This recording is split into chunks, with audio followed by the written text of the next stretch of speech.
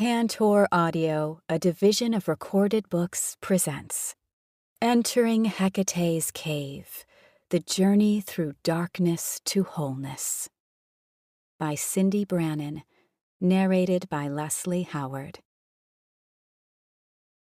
None of the immortal gods or mortal folk heard her cry, nor the olives shining with fruit, except the daughter of Perses, tender-hearted Hecate, veiled in light, heard from her cave.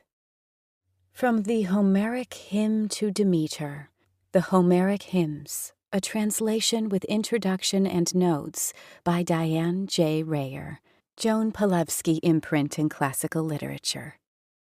She is the darkness, and she is the fire. She is the cry of enough. She is the sigil written in stone. She is the silent walking away of the betrayed.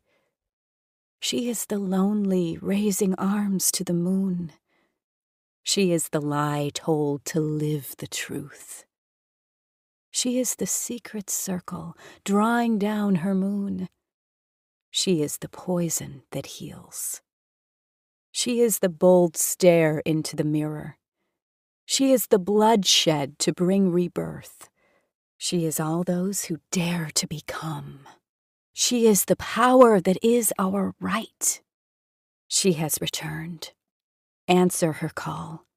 The time is now. Speak the truth. Be healed. Introduction. The Call. In complete darkness, I tumbled down, down, down, until I landed at the bottom. Broken open, out poured my soul, which formed into a key, held by a mysterious woman, who held her lantern high, whispering, "Follow me." To enter Hecate's cave is to embark on the journey back to the soul. This is a lunar quest, illuminated by the goddess's torches, following the rattle of her keys, and embracing the shadow within. An adventure that is equal parts exciting and daunting. In depth psychology, the concept of wholeness implies that we are intentionally integrating the shadow with the soul. The radical acceptance of our light and darkness is the path of truth. This is not the popular hero's journey where all is bright, with conquest as the goal. There is no waiting maiden or adoring crowd. Instead, we journey toward healing and understanding into the mysteries of the deeper world. The journey is inherently feminine, which is to say that it is associated with the traditional energies associated with this principle: intuition, introspection, and emotions. If you're a bit timid about the possibility of traveling with me through Hecate's cave, congratulations. I am always much more concerned about readers who are ready to dive in without any hesitation. At the same time, however, you may be feeling pulled into the cave. Call it intuition or survival instinct. Perhaps what you've been doing hasn't worked. Perhaps you have an inner calling to become much more than you currently are. There may be past traumas that simply won't let you go. Whatever it is that led you to this place, know that I'm right beside you. I sense your curiosity and your intrigue, as well as your well-placed fear of what the cave symbolizes. Indeed, Hecate is a challenging figure. This mysterious spirit often arrives unannounced and unwanted in our lives. She shakes us to the core. She stands before us with torches flickering and keys rattling. Hecate is for everyone, whatever your beliefs about God, the universe, and the deeper world. She is the light in the darkness within each and every one of us, no matter our gender, occupations, or anything else. This light is yours to experience in the chapters of this book, from the theories and research to the natural magic and rituals. Hecate guides us toward wholeness. She appears in dreams as a mysterious woman, causing a thrum when we stumble onto an image of her, or invoking a sense of wonder when we say her name. This is how she comes to us. I myself never set out to become enchanted by this ancient goddess. Yet, here I am, well over 10 years into answering her uncanny call. My first encounter with Hecate was surreal. While folding laundry late at night, I heard a voice inside my head say, "It's time." Somehow I knew that this voice belonged to a woman who called herself Hecate. I had almost no knowledge about her. I thought I was finally losing my mind. I was terrified. Yet, reflecting back on that night, I realized that that was the moment I began the journey of finding my mind and the rest of me. Hecate abides at the crossroads. When we are at personal thresholds, we can always find her if we are brave enough to look. That long-ago event was a fault line. My marriage and career had self-destructed. My health was in tatters. I was depleted in every way imaginable. And let's be clear, I was not then seeking Hecate. I just wanted my life and that of my children to be better. I wanted to show up in my own life. Somehow there was a crack in my control-freak consciousness that let someone deeper sneak in. I was in the basement that night, literally and spiritually. That is often when we give up clinging to the vestiges of whatever is keeping us bound. Desperate, alone, and without clarity, we find the courage to see Hecate. In the years since, I've heard of countless similar stories. It is not Hecate who comes to us, but we who find ourselves in her domain. We are deep in the underworld, addiction, chronic illness, shattered hearts, and worse. And then something happens within us that causes us to pause in our miserable wanderings and instead see a pale glimmer of light. That is Hecate's torch, the indomitable illumination of our own souls. We reach the bottom in order to see it. There's no point in wasting our time wishing that healing could be any different. It is simply thus. The only way out of hell is through it. We make a choice when at this crossroads. We can stay in our aimlessness or follow Hecate into her cave to find respite from the vast hellscape we're in. In her cave, we find the nourishing darkness, the warm, wet womb of the mother goddess. Before my own crossroads moment in the basement, I had dabbled in the deeper world while building a career as a research psychologist, specializing in helping women manage life's stressors. But my work seemed to be missing the same thing I was missing in my personal life: meaning. While analyzing a data set of women acting as caregivers for severely disabled loved ones, I realized that those who found meaning in what anyone would consider incredibly stressful scenarios fared much, much better than those who didn't. That this was my own central issue became clear only when I looked in the rearview mirror. I was breaking away from my career and a failed marriage, but I was moving toward an unknown destination. I didn't know at the time that this journey would lead to a lengthy sojourn in my own personal underworld. I went deep into the cave in order to heal into my unique wholeness. In my previous books, Keeping Her Keys, An Introduction to Hecate's Modern Witchcraft, and Entering Hecate's Garden, The Magic, Medicine, and Mystery of Plant Spirit Witchcraft, I explored how practices related to my experience and that of my students led to improved well-being. This book follows a similar theme. I've spent the past decade researching Hecate's history and collecting data on how others experience her. What emerges is that Hecate can be understood in diverse ways. This book focuses on exploring her as a great mother figure who is anima mundi, world soul. This harkens back to the most ancient writings about her, as in Hesiod's Theogony. Ultimately, to heal into our unique wholeness includes venturing into the dark womb of Hecate's cave and allowing our own sacred creativity to flow forth. The underworld journey is not optional if we are truly to become our whole selves.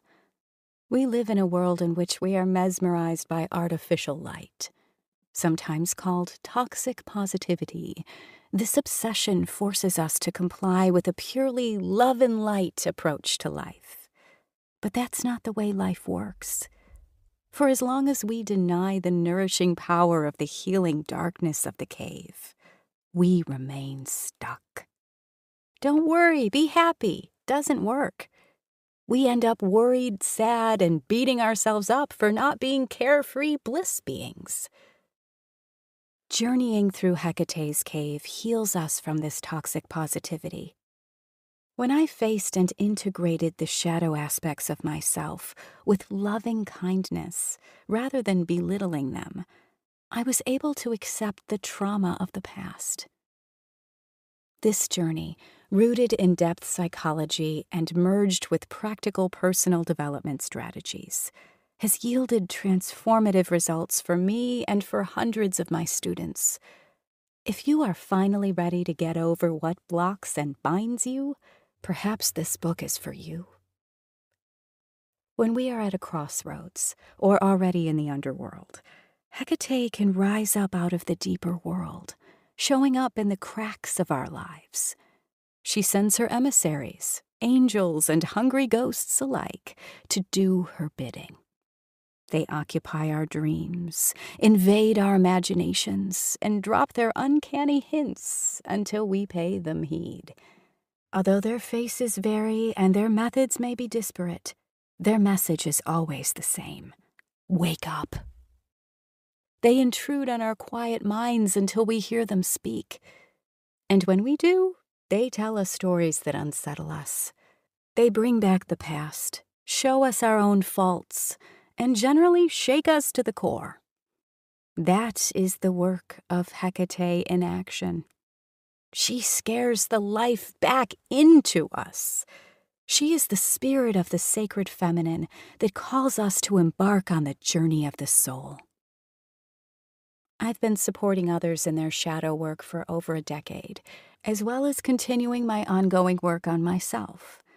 My 25 years in various areas of social psychology, from attachment to cognitive behavioral applications, stretching down to depth psychology, along with my studies in comparative religion, mythology, mystical traditions, and philosophy, have led me to create a path that blends psychology, spirituality, and ancient wisdom. My journey has led me through training in shamanism, tarot, astrology, energetic healing, herbalism, and other forms of traditional wisdom. That is the path I present here. This journey is one of reclaiming the soul through encounters with Hecate and with the numinous, defined more commonly today as the transcendent. Numinous, a term advanced by C.G. Jung, refers to all that which is beyond everyday life. It is symbolic and archetypal. Transcendence occurs when we venture into the numinous, temporarily going beyond the limits of our regular existence. Much of who we are has been stolen from us by a variety of influences. Our shadow selves harbor all the pain associated with these acts of thievery, from our feelings of being less than to supposed psychological disorders.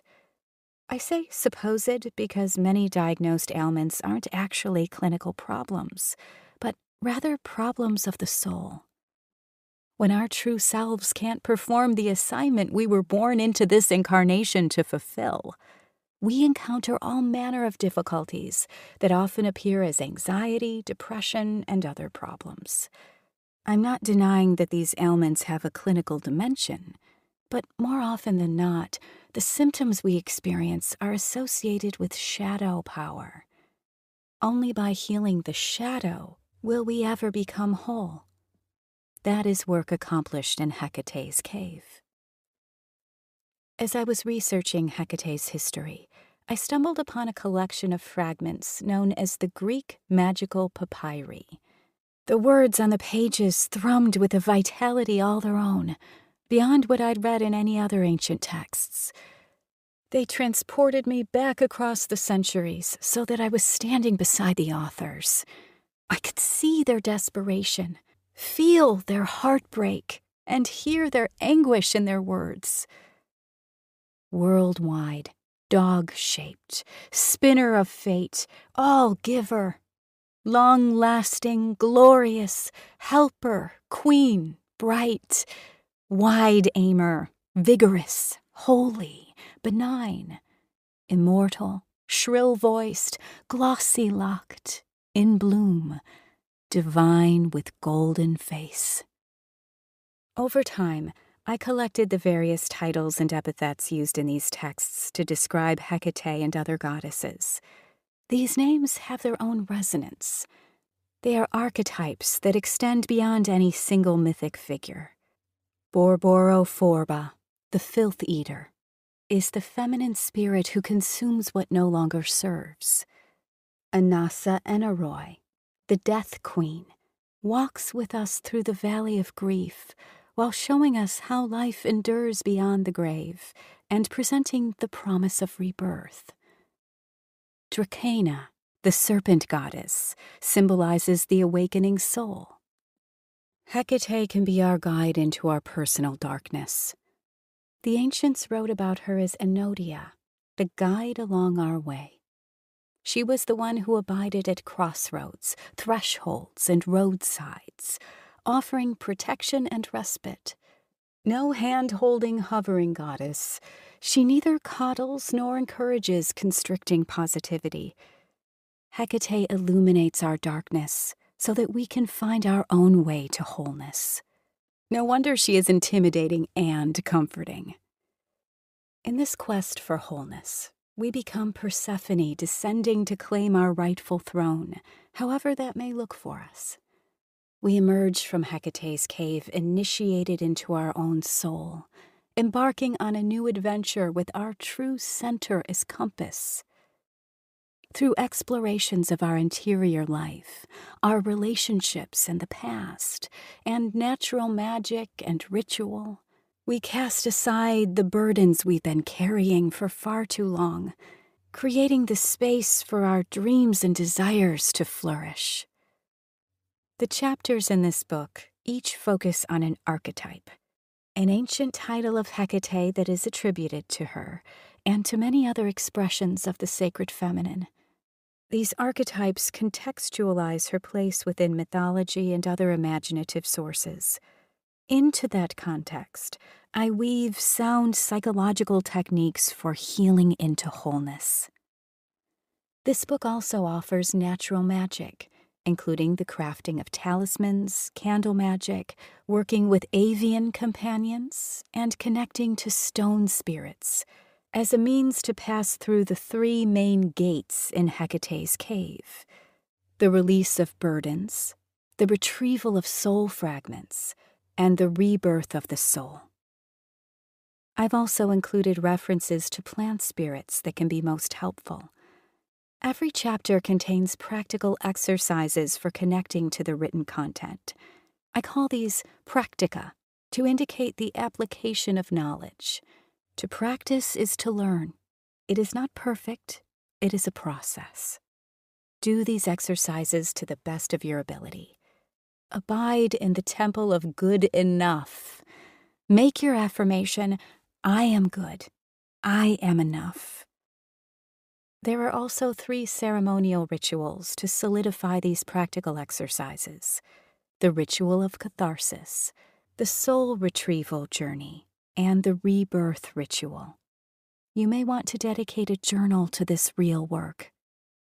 This book is also part memoir, recounting my own journey through a difficult upbringing, sexual trauma, addiction, disease, and more.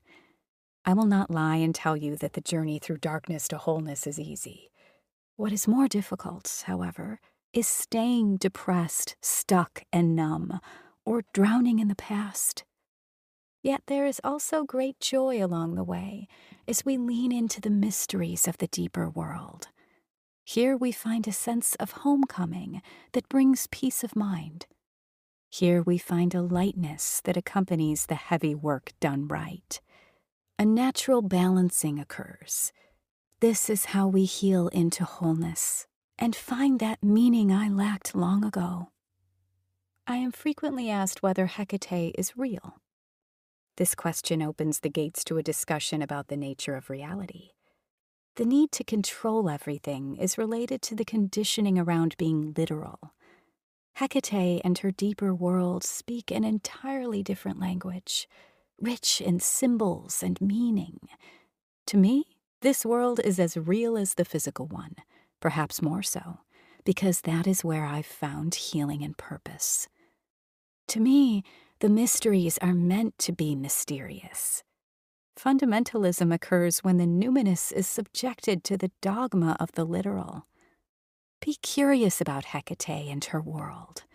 Resist demanding literalness of what is inherently meant to be symbolic. Think of it like this. Even in our closest relationships, with full disclosure among equals and excellent reciprocity, we never truly know the entire contents of another's heart and mind. Mystery is always present. In other words, understanding other humans is always challenging and often elusive. Why should knowing the heart and mind of a deity be otherwise? We work to establish meaningful relationships based in mutual trust, respect, and affection, because this is of value to us. I would argue that applying this approach to our association with the forces we know as deities and spirits deepens our understanding of them and the unseen world. We can say that we are working with these forces, and we certainly do, as a metaphor for how we collaborate with other humans. It's not adequate to explain the process, however, because it is inherently mysterious. Yet we can enter with an open heart, wise mind, and strong back as we enter Hecate's deeper world, and we can emerge whole. May we journey well together. Her reflection. She crouches in the corner, shivering from eons of damp neglect. Then Titaness, with eyes shooting fire arrows. Next, ancient stone mother with snakes for hair. Daughter, crone. Mistress of life, bringer of death. The transforming wild goddess. Trembling, dancing, relentless thrumming. Whispers, shouts. Cave and mountain, river and desert. Pulse of the universe. Go ahead, she says. Remain. With your doom-scrolling, panic-inducing nonsense. Plucking eyebrows, yet avoiding the mirror. I'll still be here. Getting water all over the bathroom floor. Sitting at your desk. In the corner of your bedroom. Black eyes shining, watching you slumber. Legs stretched out from a kitchen chair. Watch out, don't trip. Until you see that it is a reflection. Chapter 1. Anima Mundi, the Deeper World. Great Hecate, gods, goddesses, guides, and spirits, elements, directions, animals, plants, and stones, all that is, was, and ever will be. Guide me along my way. Protect my journey and bless my path. As I speak it, it becomes so. Hecate comes to us wearing many faces and bearing many names. For me, the most resonant is her role as Anima Mundi, the soul of the world. This appellation comes from a few different ancient sources, in particular a collection of ancient fragments discussing the nature of the universe, known as the Chaldean oracles, refers to her as such. Hesiod, in his description of the gods, defines Hecate as a benevolent goddess who oversees all that is. In my thinking, all the spirits flow forth from the world's soul, be they plant, as I wrote about in Entering Hecate's Garden, correspondences, or entities. In particular, these spirits can be seen as representations of archetypes, which are foundational pillars of the universe. The many titles of Hecate, which I have used as the chapter names in this book, are symbolic of the underlying archetypes. Archetypes lie at the very core of everything. They are living, breathing, and conscious forces that are enlivened through stories and depictions of gods and goddesses. In fact, myths are all archetypal stories. C.G. Jung pioneered the exploration of archetypes as a means of connecting to the deeper world on the journey toward wholeness. When we explore ourselves, the deeper world, and the external world through an archetypal lens, we begin to develop wisdom about the nature of existence. Archetypes are symbolic forms that cannot be further reduced. Thus, they embody a force and power that is purely of them. They combine in myriad ways to create all things. Archetypes speak through symbols. Consider how the key represents much more than opening a literal lock, or how the serpent is symbolic of the soul. In fact, we can find symbols in just about anything, from corporate logos to dream images. And we can better see the many faces of Hecate by recognizing and understanding her archetypes, which each carry the energy of transformation. When we answer the call of Hecate, we ourselves take on one of her ancient archetypes found in the Greek magical papyri, Nissa, the sacred turning point, the initiation, the very beginning, and the amplifying energy of the starting gate. As we deepen our connection to Hecate and progress upon our journey toward wholeness, we become our own high priestess, or other sacred title of your choosing, whose archetype, beautifully demonstrated in the tarot, is that of the full realization of the sacred feminine and connection to the moon, the mysteries, and yes, the archetypes themselves. We may activate the archetype of the queen, the sovereign monarch ruling from a position of power with instead of over, valuing intuition, being introspective, and standing sovereign within our truth. The queen, of course, can be divided into other archetypes, as shown in the tarot, the benevolent ruler, the evil queen, and so on. Contemplate, for example, the fluidity of the archetype of Hecate as the triple goddess. She is the transcendent bringer of magic, medicine, and mystery. She emits the energy of transformation in all of her many forms. Hecate's many epithets, titles, and traits, dreams, the cards, astrology, plant medicine, magical correspondences, these are all archetypal. As you listen to this book, the archetypes in each chapter will work on you in different ways. They will come to you in dreams. You may find yourself embodying them. Always look for them to turn up in unexpected places. Learning to see with the eyes of the soul opens your field of vision so that you can see how archetypes are always working on and through us. The nature of archetypes. Archetypes are numinous, tricky to describe, and profoundly experiential. In fact, it is impossible to grasp the essence of an archetype fully, be it one of those presented in this book or any other. This is because when we engage with an archetype, we bump into something that truly transcends human understanding. Archetypes have vibrations and essences. Each has a soul that can take on 1,000 different faces. Deities like Hecate and Persephone can be understood as archetypes and as composites of archetypes, as can many other spirits. To understand and seek archetypal connection is to embark on the journey of the unconscious, which is the entrance to the world of spirits. My teaching and writing are embedded in archetypes, especially those connected to the sacred feminine, the planets, and the elements. Hecate's many epithets are archetypes as well. She is keeper of the keys, the archetype of the divine one who guards the gates of the journey inward. She is the torchbearer who carries the spirit of the light in the darkness, the inner flame, and the primordial fire. Art, literature, and music can evoke the spirits of archetypes. Many of the ancient texts I've encountered while researching this book awakened Hecate to me in profound ways. The Orphic hymn to Hecate summons her as a benevolent yet powerful spirit. Lovely Hecate of the roads and of the crossroads I invoke.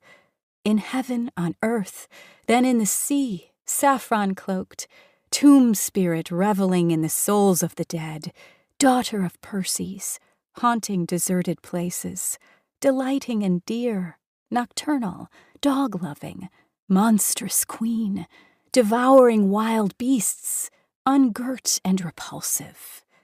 Herder of bulls, queen and mistress of the whole world, leader, nymph, mountain-roaming nurturer of youths, maiden, I beseech you to come to these holy rites, ever with joyous heart, ever favoring the ox herd.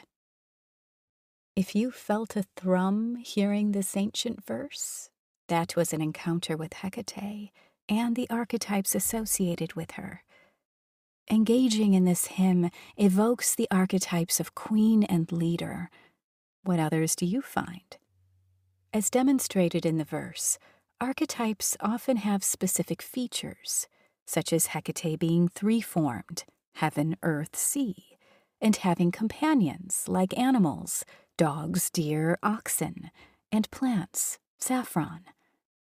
They can also be associated with certain places. Hecate's association with roads and crossroads is an example. When connecting with an archetype, we often use these characteristics to call upon them, which is what we do when we create altars. More on those later. Jung viewed the primal archetypes as anima, feminine energy, and animus, the masculine principle. Hecate, as anima mundi, represents the primordial force of the feminine, the soul of the cosmos. Animus balances anima, and we are all comprised of these two archetypes in various combinations. To become whole, in Jung's view, included embracing both anima and animus, within and without. I've often been asked about Hecate and masculine archetypes. My viewpoint is that Hecate, as anima mundi, is the centrifugal core from which all archetypes flow, even masculine archetypes. In fact, Hecate's torch, as well as those of Persephone and Demeter, contains what is sometimes called Pluto's fire, referring to the sacred masculine. The distinction between feminine and masculine is a complicated one in our modern age. However, there is value in examining them as archetypal forces. In depth psychology, anima is the sacred feminine. It emanates as intuition, feelings, and the inward journey. It is the mother in all her forms, yet at her soul, she is the purity of darkness with her torch blazing bright. Animus projects rationality, thought, and the expressed self. In tarot, anima is represented in cards like the Queens, the Empress, and the High Priestess. Animus is found in the Magician, the Kings, the Emperor, and the Hierophant. We all have both anima and animus within us to varying degrees. The foundational force of an archetype, and its power within each of us, derives from what Jung called a shadow and a self. Thus, all things are dark and light, neither of which is undesirable, but too much of either can be harmful. The dark mother is deeply dark so that she can accept our darkness. The dark father disturbs our carefully constructed defenses so that we can be freed from them. According to Jung, both archetypes and individuals can put on personas that are themselves archetypes. This is a bit like playing a role or putting on a costume, but we can take on the persona of an archetype that perhaps does not fit with our true nature. For example, we can put on the cloak of worker to cope with a job we dislike. Archetypes can thus be projections that may or may not reflect the true nature of the object of the projection.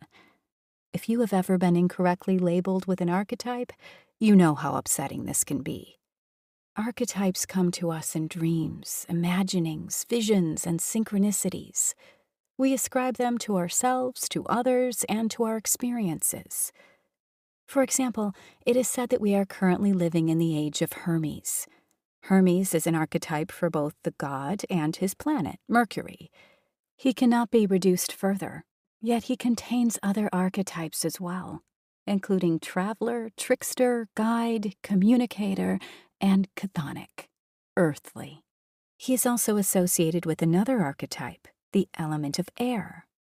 In earthly zodiac, which is a collection of astrological archetypes, he is associated with Gemini, symbolizing the tension between freedom and restriction, and also Virgo, reflecting his more ordered and nurturing aspects. This friction is also evidenced in the Two of Swords in the tarot. Indeed, tarot cards are a collection of archetypes. Because of these many layered meanings, our understanding of an archetype is often intuitive and spiritual, and thus difficult to define using rational logic. The phases of the moon, the planetary positions and connections, calendar dates and months, the seasonal shifts and their midpoints are all representative of different archetypes. Corresponding an archetype associated with Hecate to the lunar months can thus deepen our understanding of the wheel of the year, which is itself an archetype and part of the deeper archetype of Kairos, the rhythmic time of the deeper world, and Chronos, the linear time of the surface world. Time is a wheel, bending, stretching, walking the circle, spinning backward, illuminating the past, finding wisdom and healing, reclaiming what's always been mine, creating the present, knowing it is an illusion, a moment, now, pushing me back, pulling me forward, the crossroads of what was and what will be. Turning to the future, I cast my desires upon the wheel of time, predicting what may come. Time is my wheel. Symbols and sigils. Archetypes are expressed through symbols, material manifestations of their energies. Common ones for those being called by Hecate are finding a key in an unexpected place, a black dog appearing out of the blue, and other rather mysterious occurrences. Jung called these events synchronicities. We connect to Hecate and her deeper world using symbols, like those placed on an altar or a candle representative of her sacred flame. There are historical symbols of Hecate, like torches, keys, and animals, which I discuss in Keeping Her Keys. Making sense of the symbols we receive, be it through synchronicities or imagery in meditation or ritual, can be challenging. Keep in mind, however, that the deeper world is neither linear nor literal. It speaks through emotions and intuitions more so than rational thought. Sometimes the meaning of a symbol we receive in dreams, meditations, synchronicities, or magical connections makes perfect sense when we explore what it means to us. At other times, we are befuddled. Here are some ways you can begin to make sense of symbols and reveal their layered meaning. Consider how you received the symbol, its color, its shape, its motion, its size, its background setting. Describe your emotional reaction to the symbol. Were you excited, calm, nonplussed, angry, fearful, happy, content? What were you doing when you received the symbol? Dreaming, meditating, reading the cards, in ritual, walking, shopping? Where were you? Symbols can show up in specific locations that are themselves symbolic. How was the symbol given to you? Did it just appear, or did someone or something pass it to you? What did the giver do? Jumper cards in readings and uncanny synchronicities are two other ways in which symbols can be given. Why did you receive the symbol? In dreams, what did you do, if anything, to get it? In meditation or ritual, what were you thinking? Did you have a specific intention? What did you ask the cards? When did you receive the symbol? In dreams, pay attention to how old you are and the time frame for the dream setting. Time of day can also be important. Was it morning, nighttime, twilight, sunrise? Look to astrology for help with synchronicities. Describe the physical qualities of the symbol. Is it smooth, rough, or unfinished? Hot or cold? Old or new? Worn or shiny? What color or colors is it? What shape? Does it have any numerical aspects? What else happened when you received the symbol? Did you get an auditory message? Did you have the goosies? Did you feel any other bodily sensations? Did a song pop into your head? Did someone say or do something that felt connected with the symbol? Did the symbol appear more than once? What does it feel as if the symbol means to you? Have you had any prior experience with the same or a similar symbol? Do you have ideas about what it means based on this? If yes, explore your age, your environment, or any activity that might be associated with the symbol. What had you previously learned about the symbol from secondary sources, like books or the internet? Does this resonate with your impressions of the symbol? If yes, how so? If no, set the research aside and follow your intuitive perception of the symbol. Weave the various aspects of the symbol together into a form by sketching or printing out a picture of it, if you can find one, and then layer on your impressions. If you received the symbol in meditation or ritual, create a physical form of it to go deeper into relation with it. Sigils, enchanted crafted symbols. Sigils are enchanted symbols usually formed by blending together aspects of other symbols, like letters, astrological glyphs, and common images like hearts, stars, and moons. They evoke the spirit with which they are attuned. Sigils have been used in magic since Neolithic humans scratched them out on cave walls. Sigils are used to convey meaning, evoke emotions, and spur us into action in all parts of our lives. They can be drawn by hand or created using technology. They can be constructed using ink, paint, herbal infusions, and chalk, or by shaping earth, ash, and salt, or by pouring water or oil. The most common approach used to create sigils today is to reduce a claim or intention down to its basic structure. It can be helpful to start by creating an acrostic of the focus of your working. For example, in Chapter 15, I describe crafting a talisman using the word real. You can leave the letters in their original form in the language in which you wrote them, or you can use a different language, or you can use symbols associated with each letter. Strengthen the sigil by fumigating, anointing, or smudging it with the ash of botanicals associated with communication, or plants that are specific to your intention. When working with sigils, consider what emotions come up for you. What plays out in your mind? Can you find the components that comprise the sigil? Shapes, number of forms, symbols? What energy do they contribute to the sigil? Engaging in the sigil will amplify your connection to the archetype it evokes. Reproducing the sigil, making it into an altar card, or adding it to your journal can help to align your work with the spirit of the sigil. Natural magic.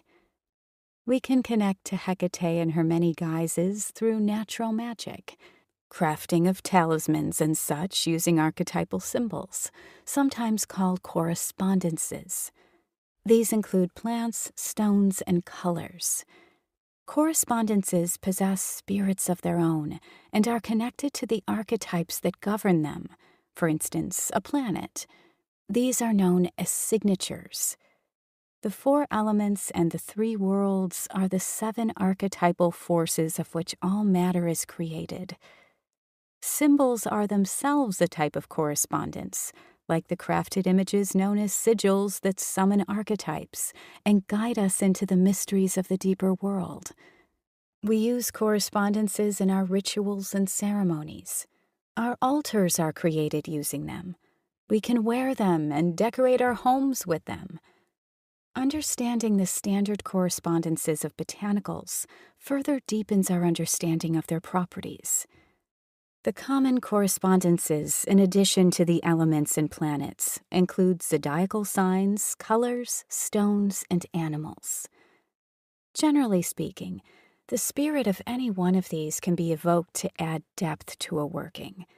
Combining colors with a botanical and/or stone and associating this with an archetype renders a very potent form of natural magic.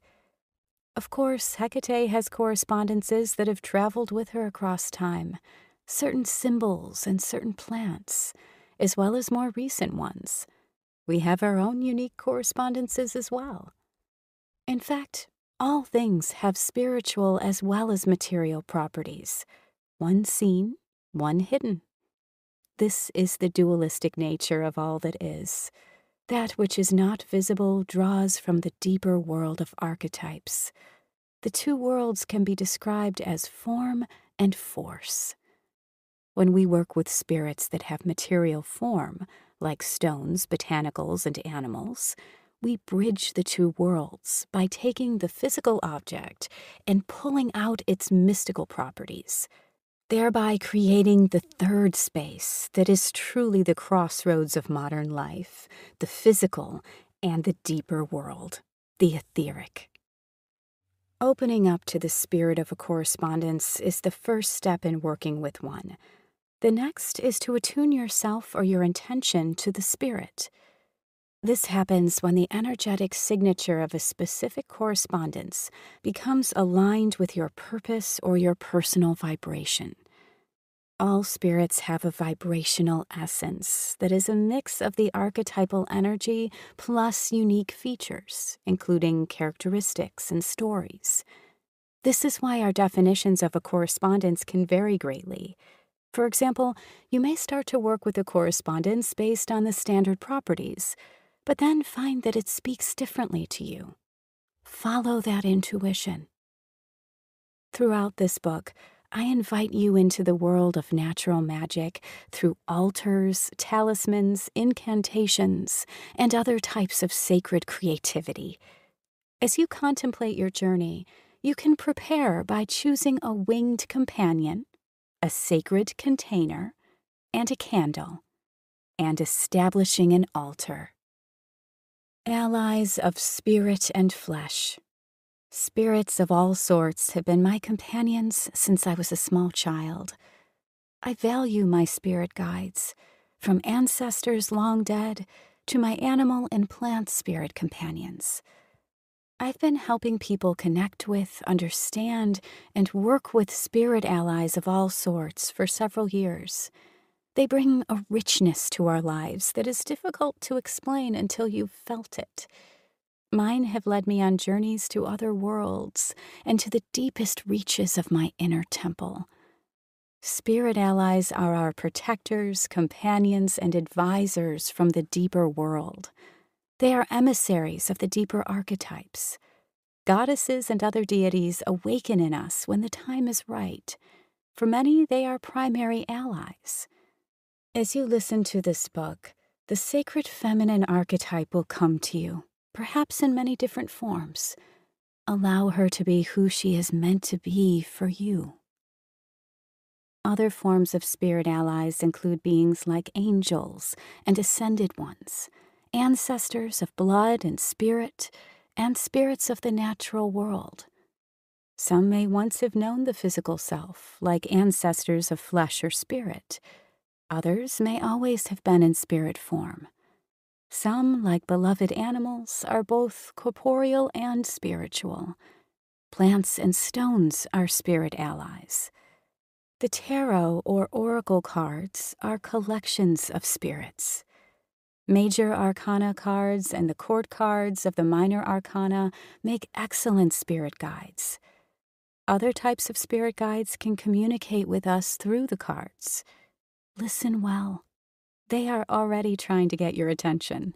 Spirits come to us in dreams, send us signs in the physical world, and whisper to our intuition. Allies can take many forms: deities, angels, animals, departed loved ones, ancestors of spirit, ascended masters, plant devas, past selves, and even quirky little monsters. As in any other relationship, talk to them, be kind to them, and don't use them. They aren't spiritual vending machines that can dole out favors whenever you push their buttons. Generally, the universe is on our side, but there are harmful spirits out there as well. Keep yourself cleansed of toxic waste and protected. Scrub your body with salt and keep an open dish by the entrance to your home, amplified with a herb like lavender or, better yet, juniper. Some spirits are fierce but still on our side. Shadow allies are our protectors, for instance. Although they can be very intimidating, they are not harmful. You'll know the difference based on your reaction. Are you frightened of them, or are they just frightening in general? Think of them as your spiritual bodyguards. Hecate's Aviary. I recommend developing a close alliance with a winged companion for your journey through Hecate's cave. Avian allies were often associated with Hecate and her companions in art, myths, and religious practices. One beautiful story describes how a beloved goose led Persephone to discover the mysteries of the cave. In this myth, scholars posit that Hyrcina, which means guard dog or she who wards off, is an epithet of Hecate. In Lebedeia in central Greece, where this story originated, people associated Hyrcina with a hyrkos, a term that was used to describe fences and other types of confining spaces, including a type of net used to catch birds. In the story, Hyrcina encounters Persephone, who was then still Kore the maiden, outside of her temple, holding tightly onto a goose, which is symbolic of us trying to domesticate our wild soul. As long as we are holding it tightly, it cannot lead us where it wants us to go. We can imagine that Hecate, Hyrcina, was counseling Persephone that the way to become a truly sovereign goddess was to let her soul go where it needed to go. Perhaps Hecate was explaining to her that the only way to become whole is through the journey through the sacred cave. When the goose escapes into a cave, Persephone becomes distraught and travels into the cave, eventually retrieving it from under a stone. As she does this, a river springs up, symbolizing the river that we cross in order to be reborn, the emotional healing found through transcendence. Persephone crosses the river, compelled by a force greater than herself. When she comes to the entrance of a temple, she is met by two serpents coiled around a scepter, forming the caduceus, an ancient symbol of healing and wisdom that was carried by many deities, including the great soul guide and communicator, Hermes. Today, the caduceus is used to symbolize the medical profession. The goose then leads Persephone to Trophonios, an oracular spirit whose name means nourisher of the mind. Thus, by following the goose into the cave, Persephone finds wisdom. The goose symbolizes Persephone's soul longing for freedom. She begins by trying to contain her true nature and finishes transformed into wisdom. This story inspired me to focus on avian allies as companions on our journey through the cave. Birds associated with Hecate include those from antiquity, like owls, raptors, goldfinches, and geese. Corvids, crows, and ravens often appear with messages. She can also be associated with vultures, as they are agents of her role as Borborophorba, the filth eater. Bats, although not birds, can also be used as avian companions during the journey, since they fly and live in caves. The raptor family is symbolic of sovereignty, perspective, and slaying what binds.